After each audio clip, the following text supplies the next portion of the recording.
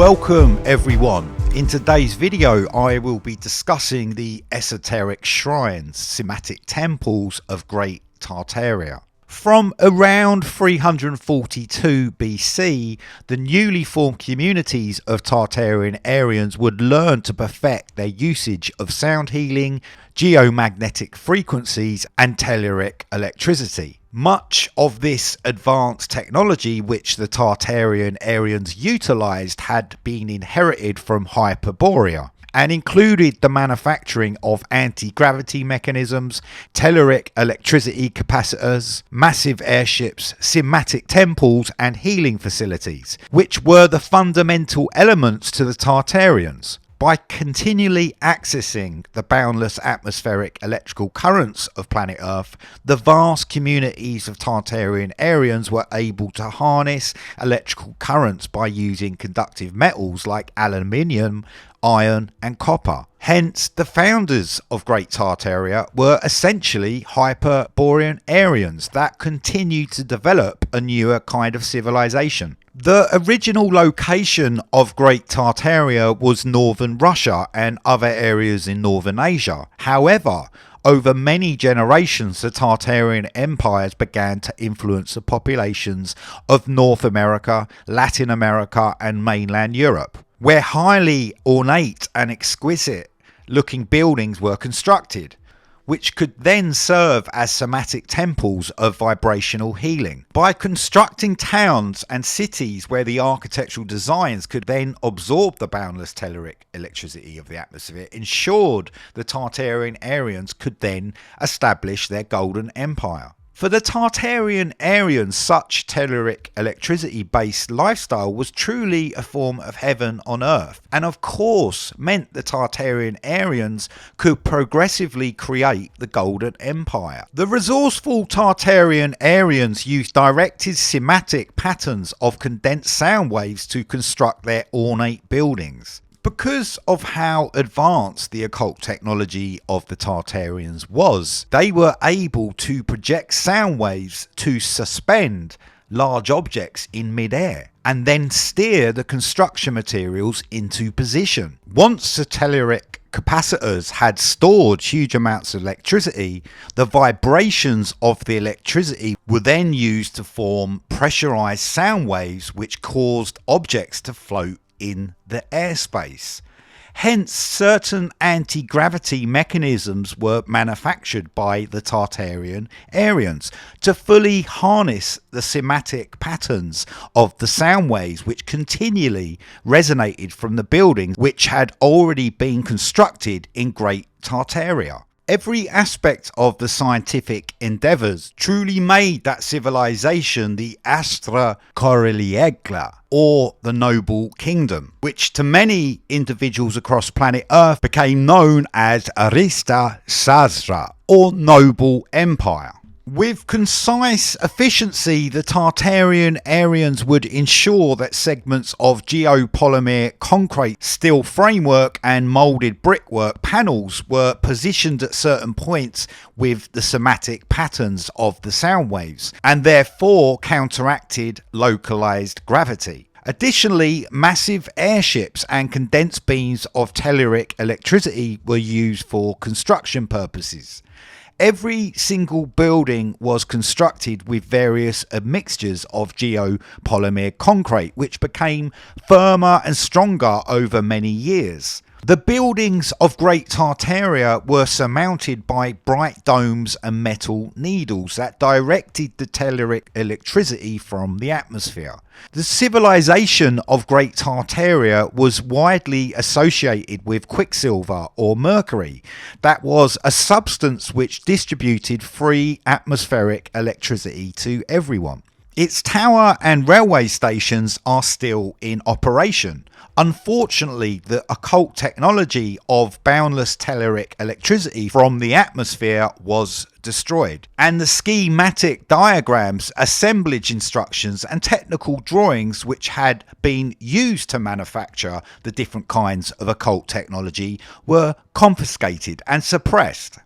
After the third mud flood had finished, or whatever disaster happened, many of the elites and their secret societies realised there was an opportunity for them to gain dominance over humanity. Therefore, it was decided that anything to do with Great Tartaria was erased and concealed. After the third mud flood reached its most destructive phase around 1892, that disaster ensured Great Tartaria would steadily vanish from history. After 1894 and onwards, the secret societies began to manufacture the various kinds of backwards machinery, such as the use of anthracite coal, methane, telegraph cables, wooden pylons, and insulated wires to distribute electricity which they could make humans pay for. Each of the Cymatic temples and capacitor stations in Great Tartaria had gold, aluminium, silver, copper and iron organ pipes that were used to harmonise the minds of the Tartarian Aryans by using concisely rhythmic sound waves. After the Great Purge of the Tartarian Aryans, the various Christian orders in mainland Europe, it would seem the Roman Catholic Church reconstituted each of these amazing Cymatic temples. The Old World Order had been established by the peaceful and industrious Tartarian Aryans, but would eventually disappear from history. One of their only primary directives was that what you take back from nature, you give back more. They had passive relations with the flora and fauna of the ecosystems because they had advanced their beliefs, ideas and perspectives. So each of them could fully emanate divine love and Christ consciousness. The process of an electrical current flowing through a wire is known as conduction, and materials which direct the current are defined as conductors. Because of this fact, the Tartarian Aryans optimized the implementation of metals like gold, aluminium, silver and copper, as they are fantastic conductors of electricity. Most non-metals like plastic, glass, rubber do not allow electricity to flow within them easily. Hence, as the non-metals function this way, the Tartarians never used these substances in their buildings, as they were highly resistant to telluric electricity flowing around the planet, and are therefore defined as insulators. The crystalline mineral composed of silica and silicon dioxide that is called macrocrystalline quartz was used in manufacturing of the coloured glass windows for the healing facilities in Great Tartaria. Each of the metal window frames was comprised of precisely layered gold, aluminium, silver and copper banding. For the window glass refined the macrocrystalline quartz crystals such as diaphanite or clear quartz, amethyst or purple quartz and many other types of quartz were commonly used. Hence the Cymatic healing frequencies had coloured glass windows that displayed geometric patterns, and when the sunlight was combined with the choirs and the harmonics of the buildings, the vibrations reverberated across towns and cities of Great Tartaria.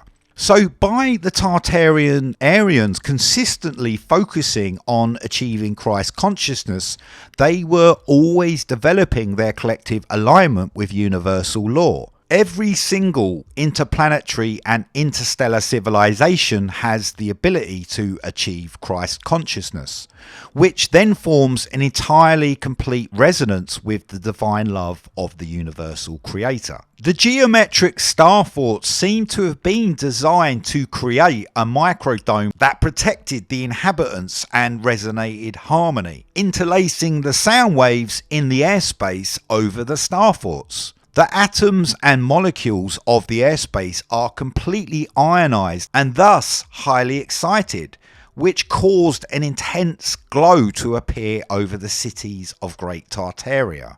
On the solfeggio scale, the frequency of 528 Hz is very significant. We must remember that word solfeggio is of relevance because it is defined as sounds linked together for naming musical tones. Such equated frequencies made the trees, plants, birds and mammals grow larger and maintained a temperate climate. All cities located at strategic locations on planet Earth along canals, rivers, seas, lakes and oceans had star fortresses which absorbed the telluric electricity from the ether. The energy was then captured by obelisks and towers and stored in the red and white striped geopolymer concrete power stations of Great Tartaria. The electromagnetic energy was extracted and stored in toroid coils at the power station plant summits and were covered with copper sheeting that was positioned below the telluric electricity towers. This meant the massive star forts coordinated the distribution of electricity charged water and geomagnetic energies throughout planet Earth. During the golden age of Great Tartaria, all these frequencies, vibrations and energies, the keys to the physical universe, were far more advanced than current ones we understand today. Certain highly scientific Tartarian Aryans had mastered the boundless telluric electricity around them. How did they construct and build their incredible cathedrals and other buildings? Did they have enormous machines to print exquisite ornamentation for their buildings and other types of advanced technology to join the Atlantic Ocean and the Pacific Ocean? The star fortresses would seem to be the telluric electricity production facilities and therefore were effectively the distribution centres of atmospheric energy, alongside the numerous churches, temples, cathedrals and places that had been constructed across Great Tartaria and elsewhere. All over this planet, this occult technology of telluric electricity absorption from the atmosphere still works perfectly in some castles, palaces, greenhouses, cathedrals and much more, which kept the archaic technical apparatus intact. These could have been roof grids and small window-like openings, metal ornaments in the corner of the buildings, pointed antennae with decorative balls, patterned metals embedded in the brickwork and geopolymer concrete, huge vases which contained quicksilver cornices, spires. Hence, everywhere in Great Tartaria had these architectural signatures that collected and directed the massive quantities of telluric energy. The rather elusive scientist known as Victor Schauberger was a forest caretaker and naturalist and philosopher who came from Upper Austria. Victor Schauberger lived by the motto of comprehend and duplicate.